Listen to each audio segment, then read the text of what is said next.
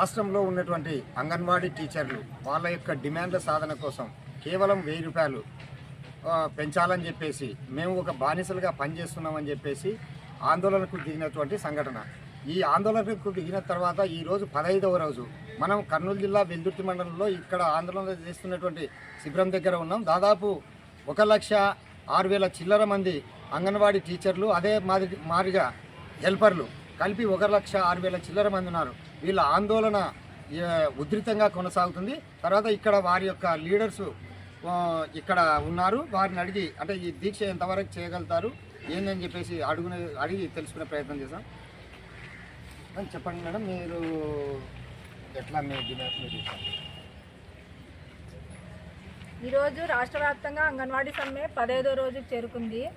ఈ 15వ రోజు సమ్మె ఎన్ని ప్రయత్నాలు ప్రభుత్వం చేసిందంటే చాలా వరకు విఫలం చేయడానికి చాలా ప్రయత్నాలు చేశారు. తాళాలు పగలగొట్టడము, వాలంటీర్లకి అప్పచెప్పడం, సచివాలయ సిబ్బందికి, మహిళా పోలీసులకి, అలాగే పొదుపు సంఘాలకి, మధ్యాహ్న భోజన సంఘాలకి, ఎవరికి పడితే వాళ్ళకి ప్రభుత్వం వీళ్ళకి అప్పగించి మాకు విపరీతమైన ఒత్తిడి, మానసికంగా చాలా ఇబ్బందులకు గురి చేస్తున్నారు. ఒక్క అంగన్వాడీ టీచర్ హెల్పర్ చేసే పని ఇంతమంది డిపార్ట్మెంట్కి ఇబ్బంది పెట్టిందంటే ఈ ప్రభుత్వము అంటే ఏ రకంగా ఇంత వ్యతిరేకమైన ఆలోచనలు ఎందుకు చేయాలి? అదేదో మేము ఏం అడిగినాము, కేవలం తెలంగాణ కన్నా 1000 రూపాయలు అదనంగా అడిగినాము.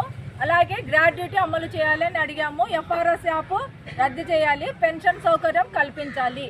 ఈ డిమాండ్స్కి కోసము కేవలము ప్రభుత్వము ఇప్పటికే 5-6 సార్లు మా నాయకుల్ని పిలవడం జరిగింది, దాన్ని విఫలం చేయడం జరిగింది. అమ్మా, మీకు ఇప్పుడు ప్రస్తుతం శాలరీ అంటే హెల్పర్స్కి ఎంత ఉంది, అంగన్వాడీ టీచర్స్కి ఎంత ఉంది?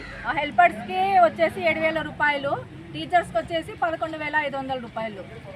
ఈ వచ్చే చాలని జీతంతో మేము ఎన్ని ఇబ్బందులకి మేము గురవుతున్నామో ప్రభుత్వానికి అర్థం కాదు. ఉన్నత కుటుంబంలో పుట్టిన వాళ్ళకి అది మన పేదరికం వాళ్ళ బాధలు అర్థం కాదు. బీదరికంలో కింది స్థాయి నుంచి మేము బతకనికి వచ్చినాం కాబట్టి ఆ కష్టాలు, ఆ బాధలు ఇప్పుడు పెరుగుతున్న ధరలకు అనుగుణంగా కనీస వేతనం 26,000 ఇవ్వాలి అని ఆల్రెడీ సుప్రీంకోర్టు కూడా ఇవ్వడం జరిగింది.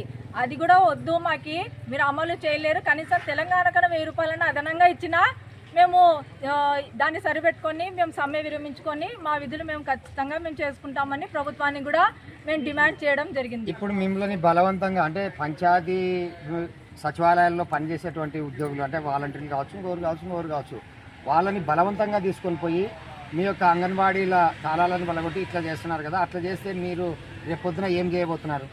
వాళ్ళకి మనకి చాలా వరకు పల్లెల్లో గ్రామాల్లో వచ్చేసి మేము కంబైన్డ్గా అందరము కలిసి పని చేస్తుంటిమి. దీని నుంచి కొన్ని గ్రామాల్లో వచ్చేసి వ్యతిరేకత వచ్చింది సచివాలయాల వ్యవస్థ మీద. ఎందుకంటే కొన్ని చోట్ల అనుకూలంగా పని చేసే వాళ్ళు ఉన్నారు, కొంతమంది సచివాలయ ఉద్యోగులు డామినేషన్ చేస్తున్నారు అనమాట. అంగన్వాడీ టీచర్లకి మీరు ఇలా ఉండాలా, ఇలా చేయాలి. వాలంటీర్ వ్యవస్థ అది వాళ్ళ 5,000 జీతం తీసుకునే వాళ్ళు కూడా అంగన్వాడీ టీచర్ల మీద చాలా డామినేషన్ చేయడం జరుగుతుంది. దీనికి అయితే మేము పూర్తిగా ఆంధ్రప్రదేశ్లోని అంగన్వాడీలు అందరం ఖండిస్తున్నాం. మీరేమన్నా చెప్తారమ్మా? చెప్పండి అమ్మా. మేము సమ్మె చేసి 15వ రోజు జరుగుతుంది ఈరోజు. ఇప్పుడు అన్ని రేట్లు పెరిగినాయి, బస్సు ఛార్జీలు పెరిగినాయి, కూరగాయల రేట్లు పెరిగినాయి, అన్నీ పెరిగినాయి. దానికి అనుగుణంగా జీతాలు పెంచాలని ఒకటి అడుగుతున్నాం. మేము మా కడుపు ఖాళీ అడుగుతున్నాం, మాకు ఎక్కువ అడగడం లేదు. అసలు నా పేరు సుజాత. కర్నూలు జిల్లా వెల్దుర్తి ప్రాజెక్టు, కృష్ణగిరి మండలం వెల్దుర్తి మండలము ప్రాజెక్టు